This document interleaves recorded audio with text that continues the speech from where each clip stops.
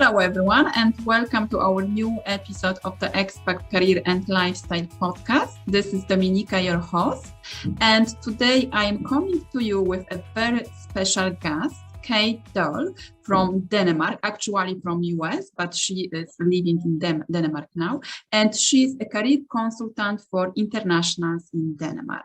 And with Kate, we are going to speak about how to craft your career as an international in Denmark and also how to find a job. So welcome, Kate. Thank you very much for being with us today.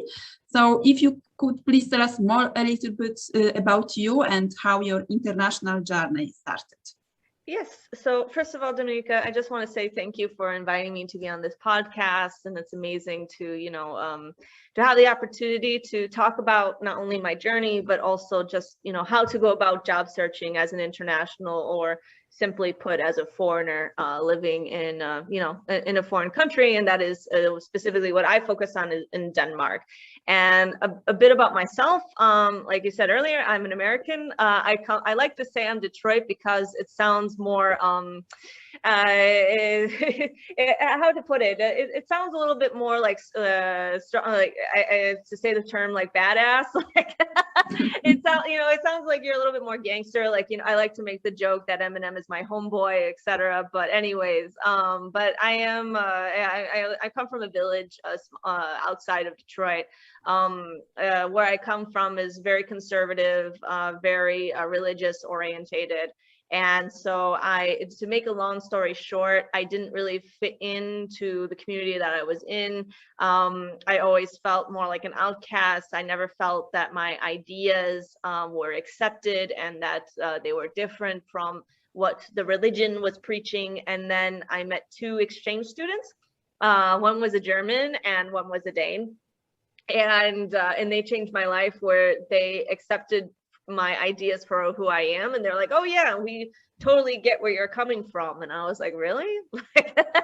And it was the first time in my life where really I was truly accepted for who I was and my ideas.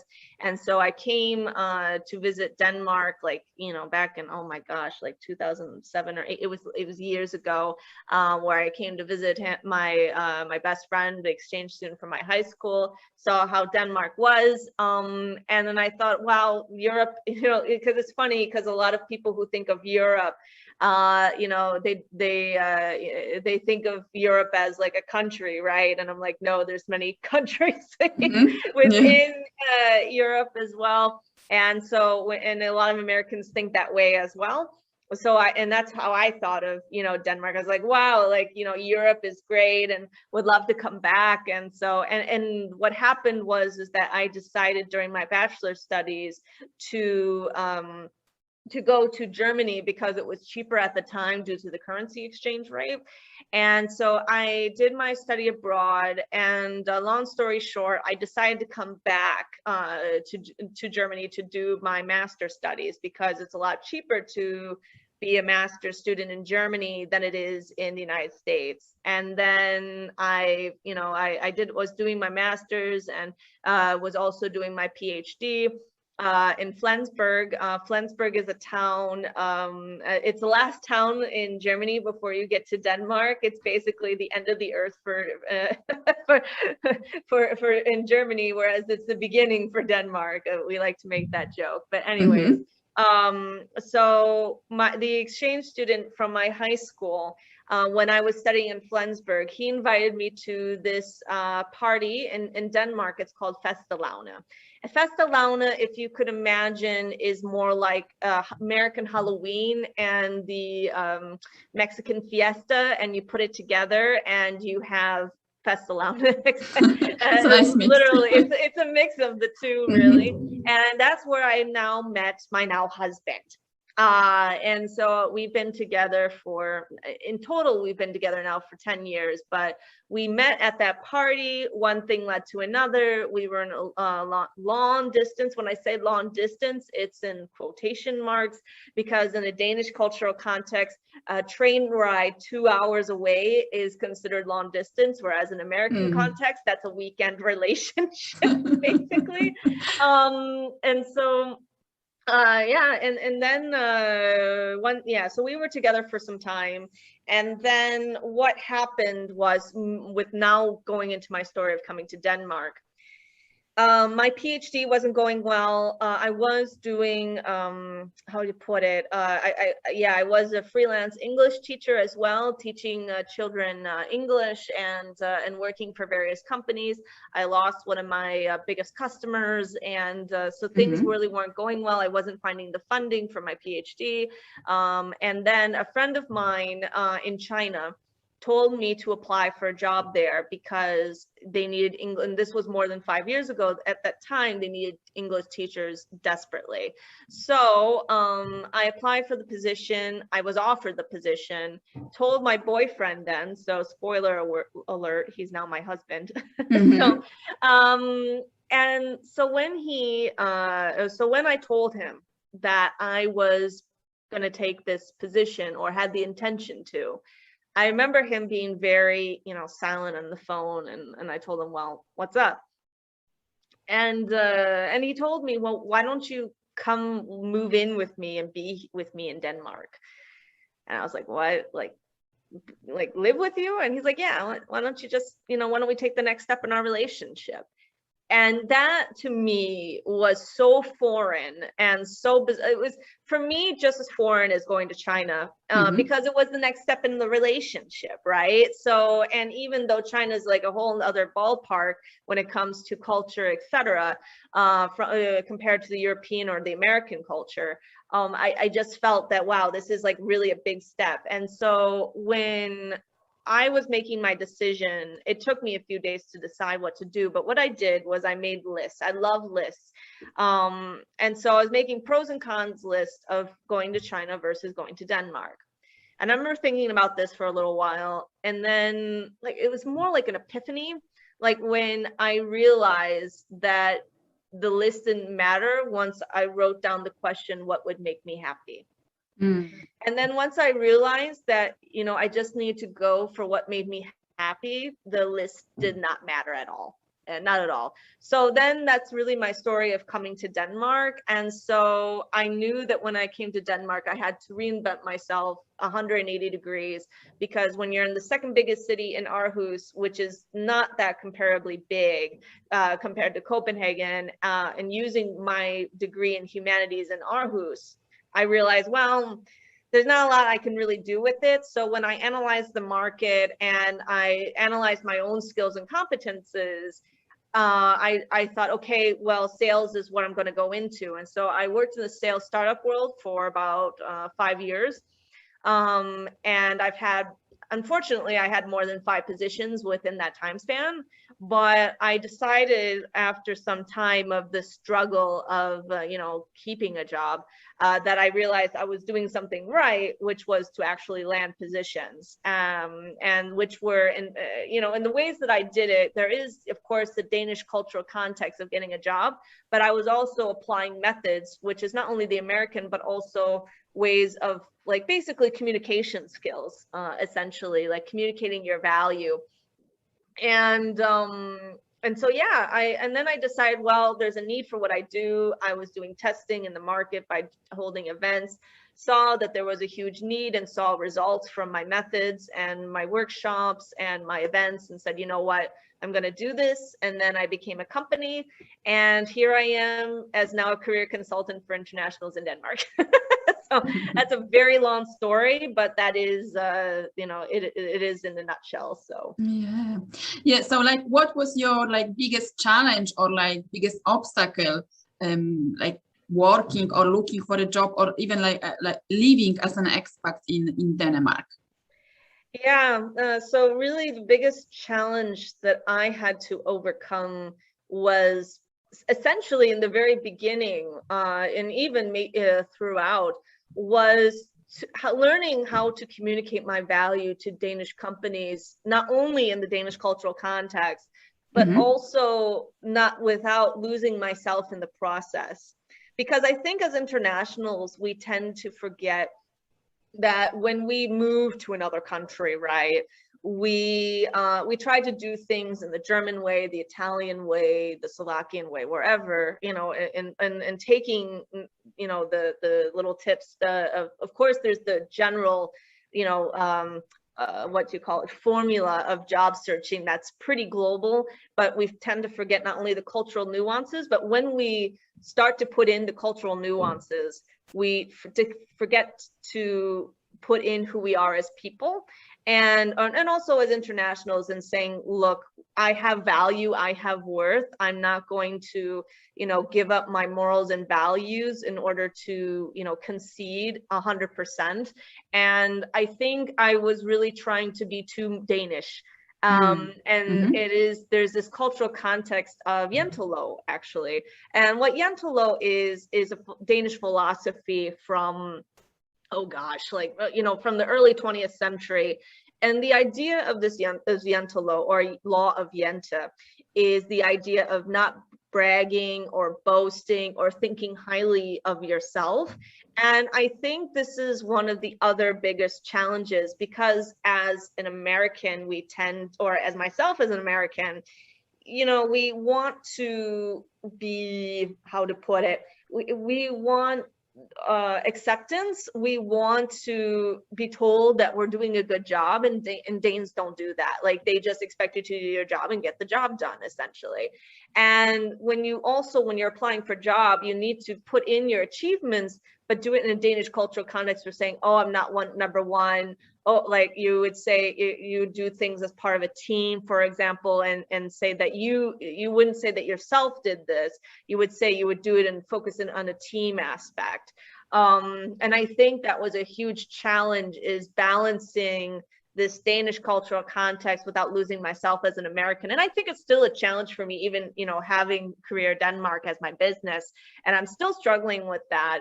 But I still think, you know, what I did was able to still put in my personality and say it's okay to be American and accept who I am, and put those things in the application, just so that then I don't concede 100% to the Danish way, but rather do things myself. Because I think as well, we're always told to do things in this Danish cultural context, but also we're told to do things that make us uncomfortable.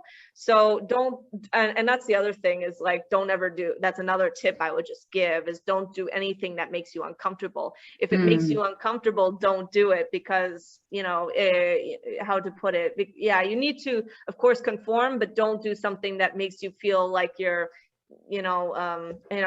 compromising your values or your chances of getting a job in Denmark. So I hope that answers everything. Not my challenge. So yeah. And that's, but overcoming it, yeah, it is a hard challenge in itself. But I think really how I overcame it was just saying, look, I'm just gonna like be who I am, and I don't know if there's like a concrete story of that, but it was just something I kind of realized throughout the process, and saying, look, I can't conform 100%, you know, I need to still be me throughout this process. So yeah. Yeah, so it's like knowing the culture, like adapting yourself a little bit to what are like the values, what is the story, what are the rules, but also like not losing your own identity. Exactly. Yeah. So being yourself, and like a mix, of both. So like based on your experience, like, because you have been working now with internationals for a while, so this was your challenge, like adapting, not being too Danish and not being like too American. So what do you see, like international, like people who are coming to Denmark when they are looking for a job, like what are the challenges or mistakes maybe that they are making, what to avoid? Yeah, there's I think a lot of it is the biggest challenge, I think, for most internationals, not all, but most, is actually taking the initiative and being proactive. And what I mean, or let me give an example of that. I think in Denmark, you have normally a job ad, and you have either a telephone number or an email, or maybe there is nothing. But the point of this is that in a Danish cultural context, They expect you to take the initiative or being proactive. And the reason why is that it's very much in the Danish cultural context to do that, not only throughout your job, basically, to bring new ideas to the table, to if there's a problem, say that there's a problem, you know, and don't be afraid to speak out. And that's part of, you know, making a call to the decision maker or to the HR recruiter, is to ask questions.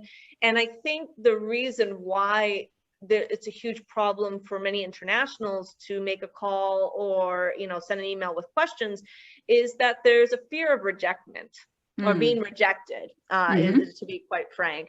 And I think that is something inherent within all of us, is that we want to be accepted. We want to, you know, have a good positive outcome, and we are afraid of something negative coming out, or an outcome that we don't like, you know, and that's just part of our nature as human beings. And my advice simply is, you know, to overcome this, you know, is simply just, you know, either pick up the phone, send an email, and just try and like learn how to analyze. Well, for one, learn how to ask the right questions.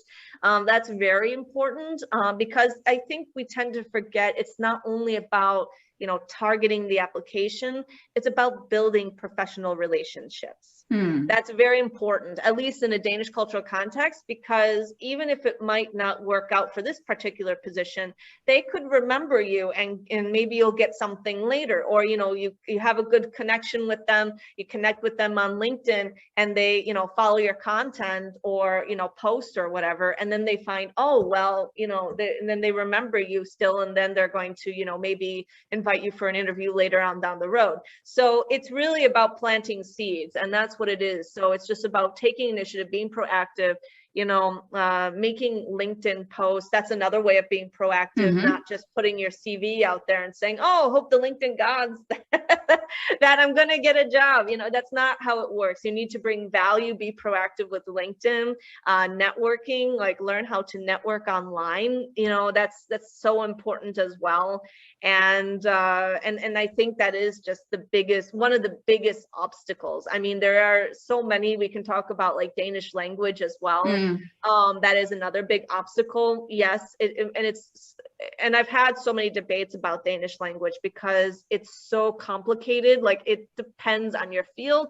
It depends on the city you're in. Like, if you're in Copenhagen, in marketing, you probably have a bigger chance in getting a job there than you would in a town called Sønderborg, which is a very small town in southern tip of Denmark. So it's a lot more complicated than that. I firmly believe it's all about how you communicate your value and taking initiative and being proactive and learning how to do it in a Danish cultural context, even if your Danish is limited. So if you learn how to do that, then you're able to overcome a lot of these challenges to some degree, you know. So those are just a few of the obstacles in my opinion. So. Yeah, so for example, like when you say proactive, when I am applying for a job, I can pick up the phone and call the person who is in charge of the recruitment process and ask like more questions.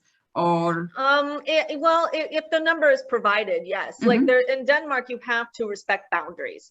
If there is no telephone number, I would not go and like search for the number.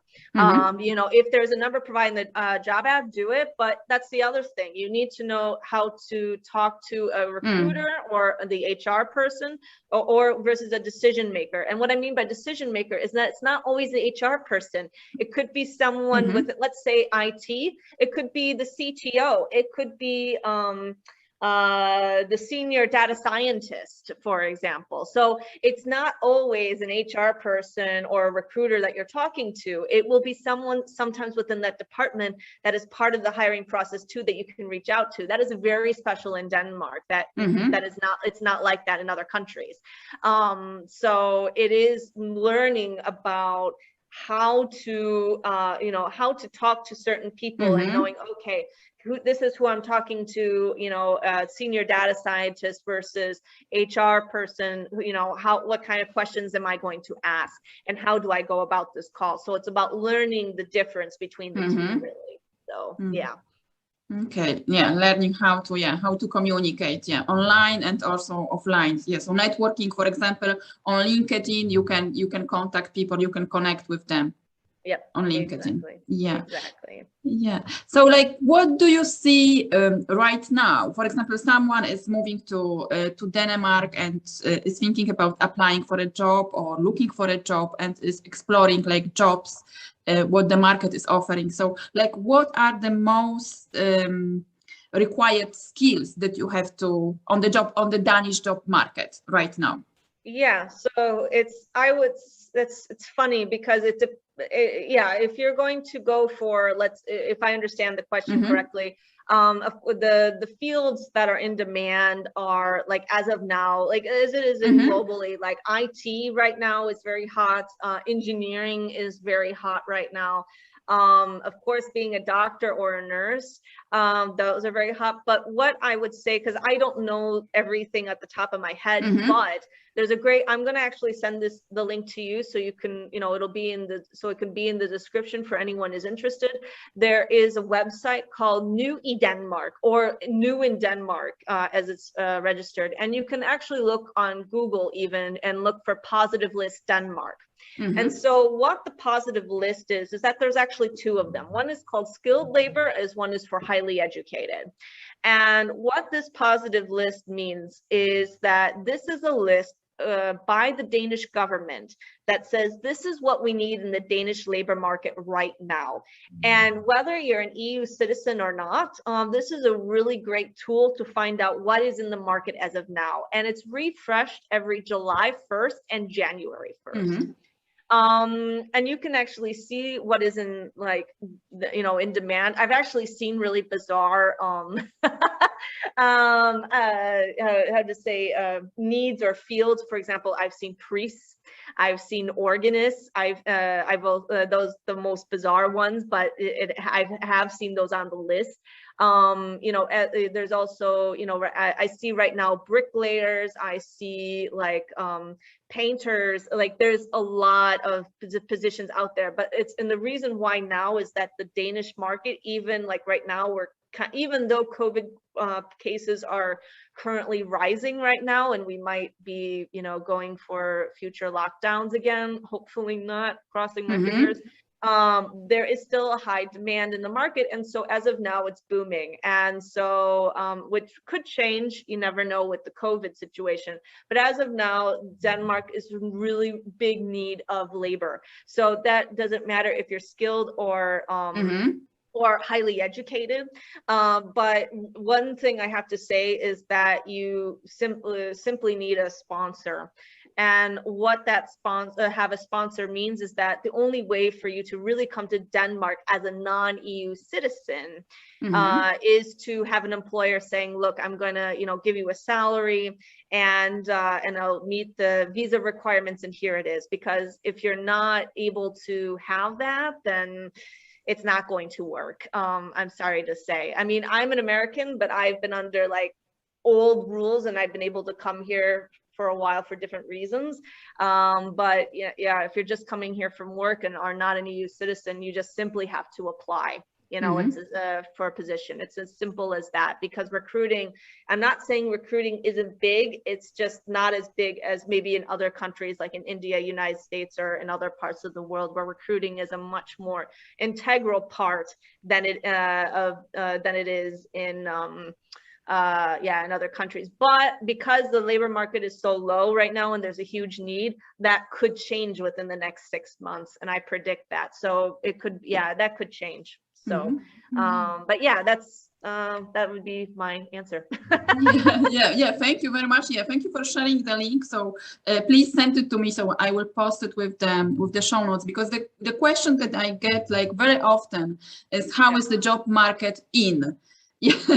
Or how to look for, what are the skills, what are the most like popular jobs right now, so in this country or in this city. So this is the question, the question that I get very, very often. And also applying for visa, or companies who can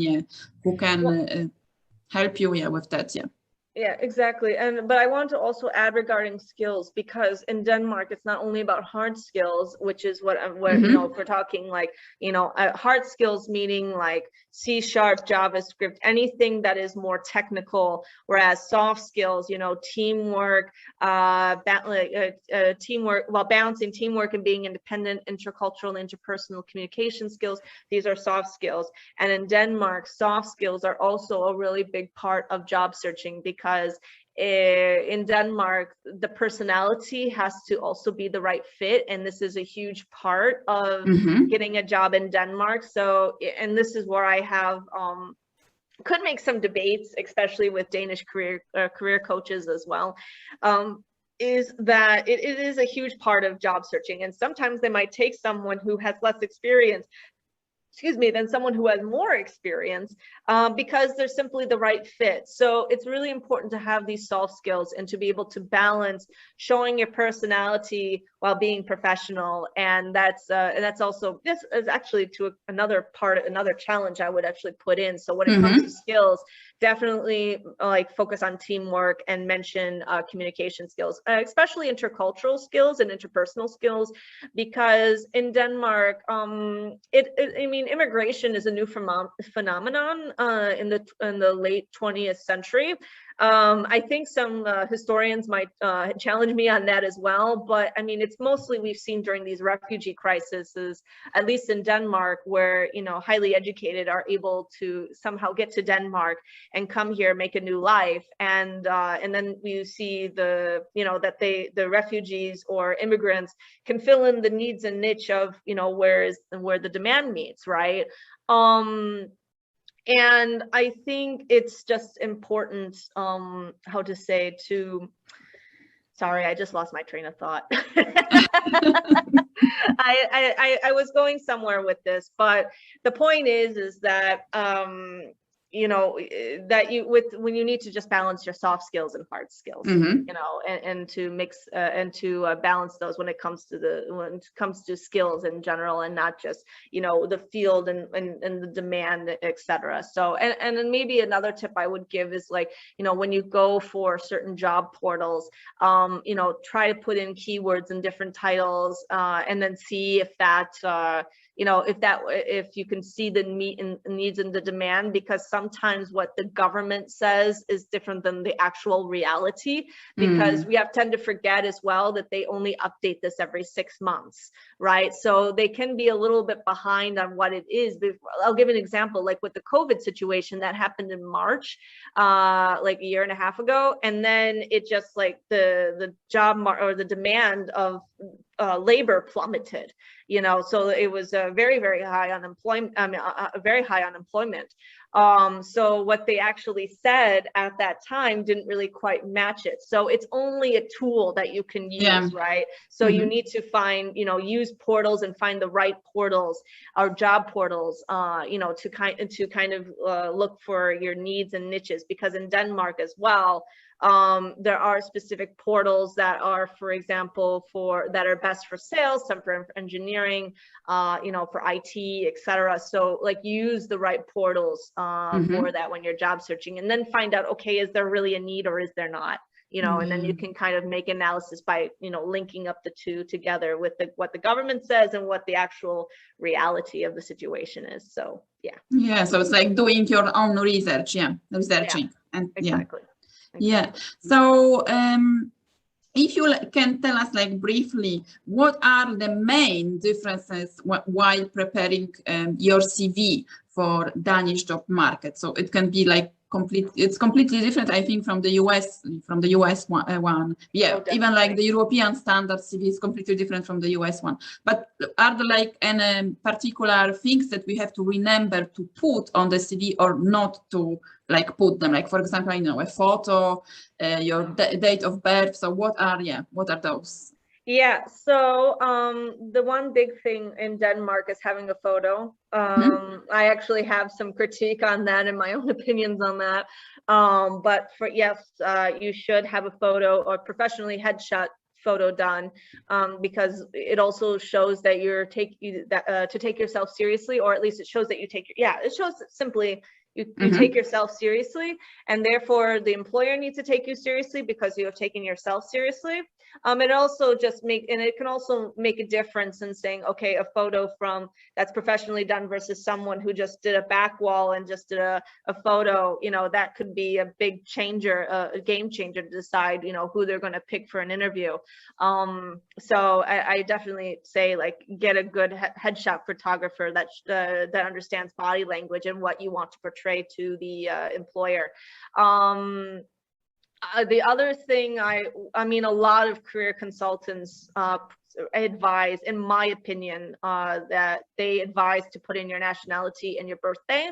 I say no, don't do it. And the reason why is that it leads to racism and discrimination in Denmark, and this is a huge issue that I'm really trying to debate heavily on, because it should focus on the value that you can give to the company. And in Danish, and a lot of Danish coaches, a lot of them say, well, you should have it in because it's about showing your personality. I'm like, this is not about personality. This is about who, like, this is an opportunity to, for an employer to be racist or sexist, even though, like, Denmark has great maternity leave benefits.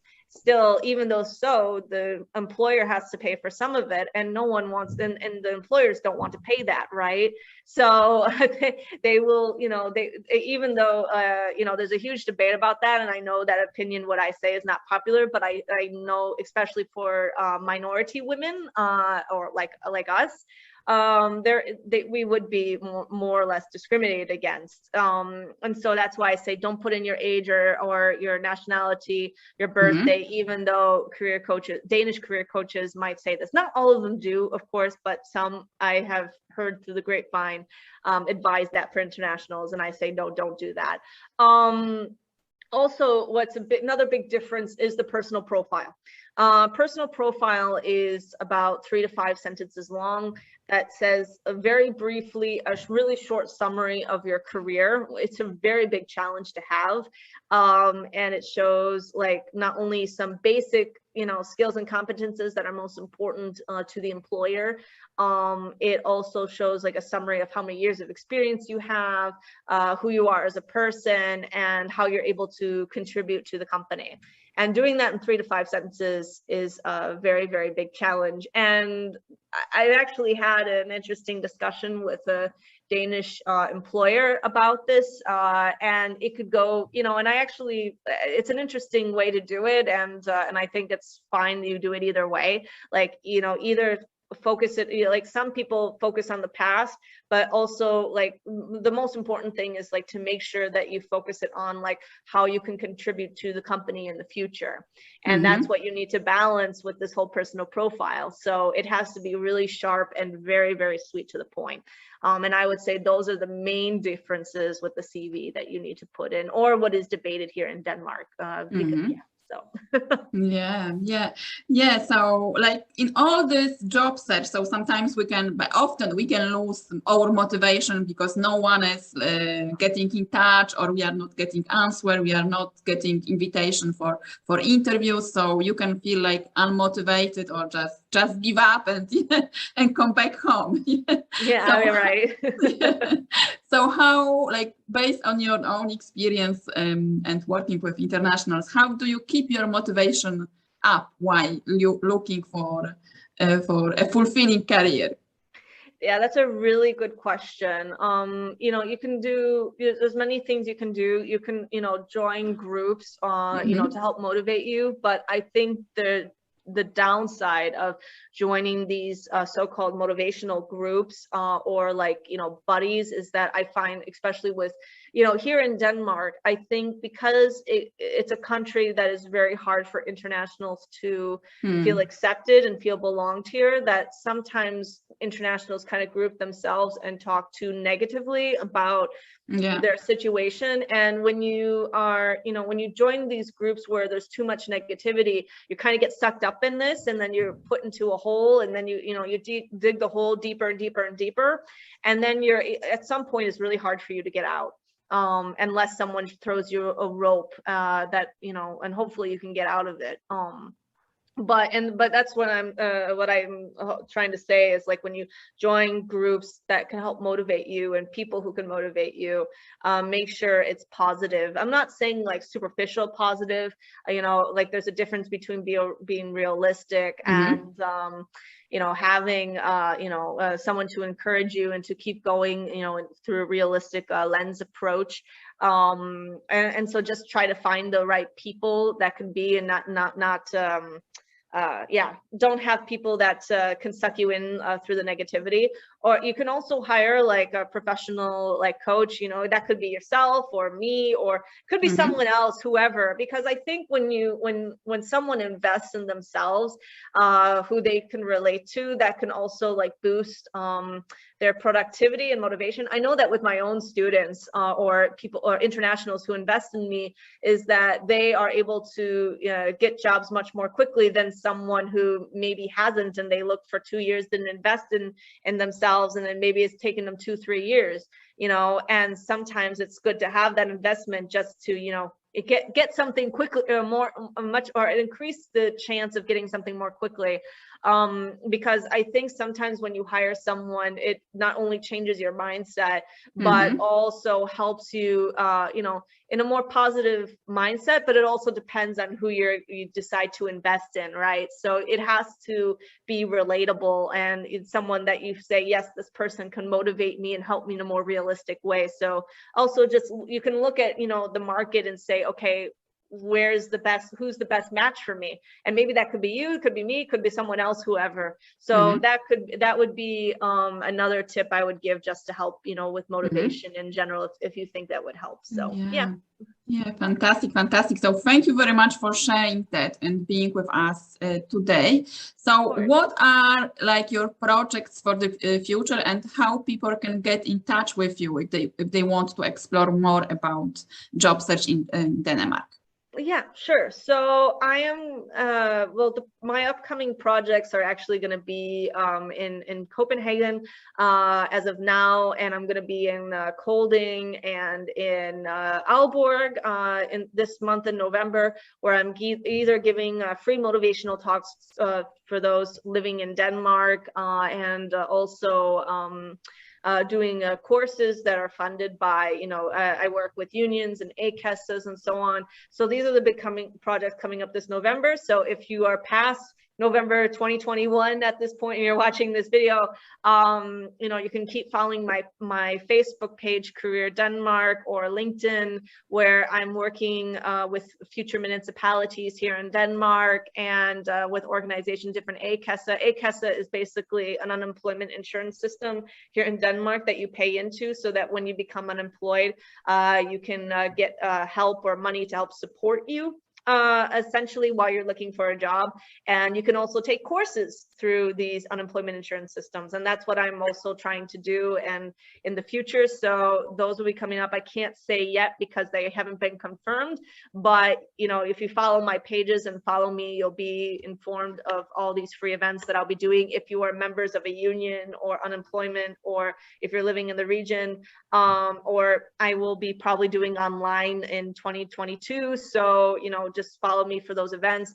If you're interested in doing one-on-one and you're not able to come, to Copenhagen, so you can do a one-on-one session with me, go on careerdenmark.dk and book me, and and then we can look and find different options about how we can, how I can best help you as well. So.